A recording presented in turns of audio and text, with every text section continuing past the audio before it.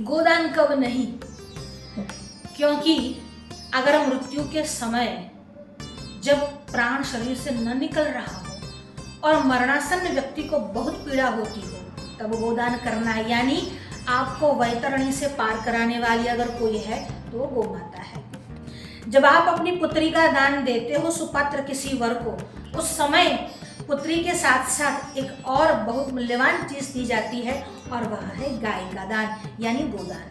अगर आप अपने घर पर कोई शुभ प्रसंग कर रहे हैं, यज्ञ यागादि कर रहे हैं तो और कुछ न दे सके कोई बात नहीं। जो वेद पाठी, वेद निष्ठ और वेदों को जानने वाला और श्रुति सम्मत कार्य करने वाला जो ब्राह्मण आपके घर आया है उसको आदर सहित जो दान में दिया जाए, और कुछ ना दे सके तो कोई बात नहीं, एक गाय का दान ही दे सकते हैं। इसके आगे क्या करें। एक ऋषि जो थे और च्यवन नाम के ऋषि थे, नदी में बैठकर तप कर रहे थे। एक मछुआरा गया, उसने जाल बिछाया, च्यवन ऋषि उसमें पकड़ में आ गए। अब मछुआरे को पश्चाताप हुआ कि अरे अरे मैंने क्या किया, एक ऋषि के ध्यान को भंग किया, क्षमा याचना की।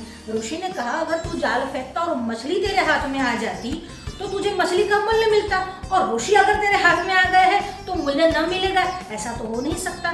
चल राजा के पास चल। राजा के पास गए।